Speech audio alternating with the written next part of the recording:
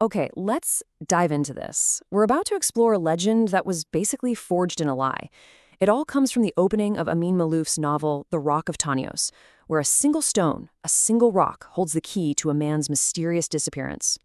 So our story kicks off in a 19th century Lebanese village, a place where every landmark, every hill, every stone tells a story. But as our narrator tells us, one rock stands out from all the others. It's shaped kind of like a majestic throne, and it's the heart of this deep local mystery that's been whispered about for generations. And this is the question that really drives everything. Who was this guy, Tanios? The legend says he sat on this exact rock and then just, poof, vanished. He left behind nothing but his name and a ghost story that has haunted the village ever since. To really understand the man, we first have to get a handle on the legend that surrounded his name, and the really stern warning that came along with it. You know, this isn't just some village folktale. For our narrator, it's personal. It's a deeply personal warning. He literally swore an oath to his grandfather right then and there that he would never climb that specific rock. So you see, it's not just a landmark. It's a forbidden place, forever tied to a man's final, mysterious act. To really get Tanias' story, we have to step back in time. We have to understand the world he was born into, a village under the complete, unquestioned control of a single, all-powerful sheikh. This man, he was the center of their entire universe. He was the law. He held the power of life and death, leading his people in battle and demanding their absolute, unquestioning obedience. And to him, the villagers weren't just his subjects. They were his children, and maybe even more than that, his property. But here's the thing about the sheikh. He was a man of just stark contrasts. On the one hand, he was their protector.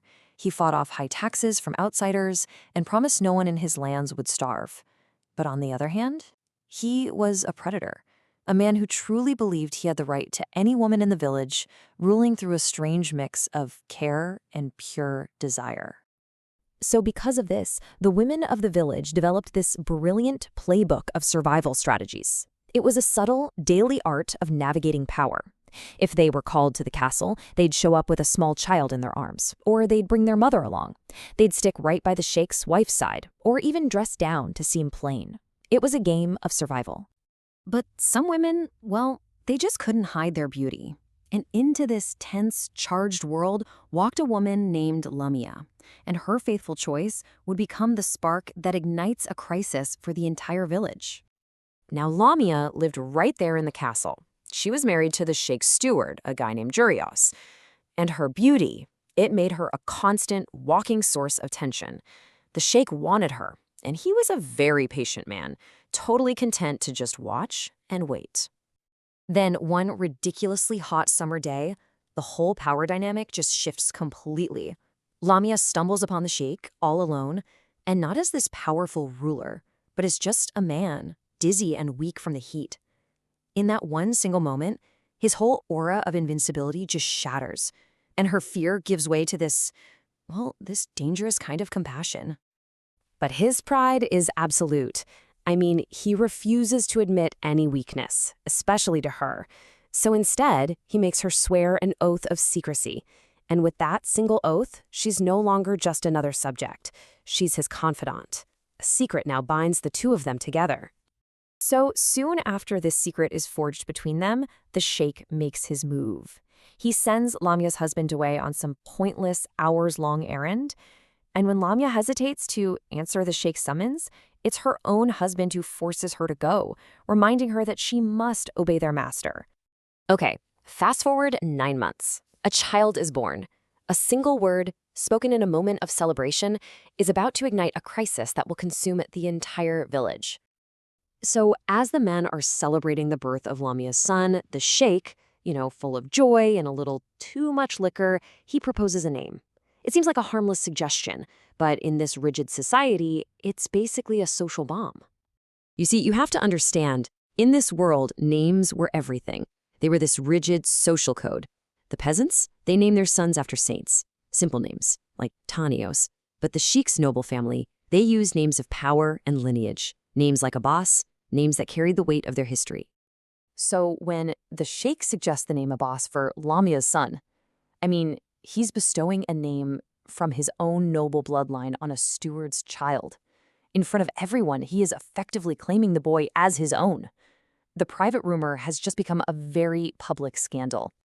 And Gyrios, the husband, he foolishly agrees at first, but a frantic intervention by Lamia's quick-thinking sister saves the day. They cook up this story that Lamia had sworn a holy vow to name her son Tanios. The Sheikh, now facing the silent, burning fury of his own wife across the room, immediately backtracks. So the name is changed, but believe me, the damage is done. The Sheikh's wife, who has been publicly humiliated, flees to her powerful father. And she doesn't come back looking for an apology. Oh no. She returns with an army. And I mean an army. She comes back with an entourage of 600 people. Her father, her brothers, all their men. But they don't come for war in the way you think. They come for a much more bizarre and in some ways devastating kind of revenge. The villagers nicknamed them the Locusts. And for 6 solid weeks, this army didn't fight. They feasted. They held competitive eating contests, they slaughtered livestock, drained the stores of wine and oil, and stripped the fields bare. Their mission was to eat the Sheikh and his entire village into ruin. Now the Sheikh, he's terrified of an all-out war with his more powerful father-in-law, so he forbids his people from fighting back. So what do the villagers do? They turn to their only remaining weapon, satire.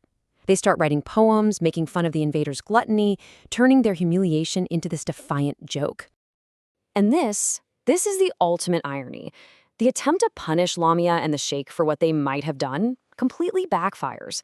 In their collective defiance against these locusts, the entire community, without saying a word, takes Lamia's side. They collectively agree to defend the official story of the child's birth, turning a private lie into their shared public truth. So the child, now named Tanios, is saved.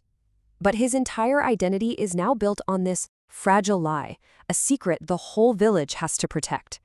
And that leaves us with the one question that will shadow the rest of his life. What happens when your very existence is a legend that was forged by others?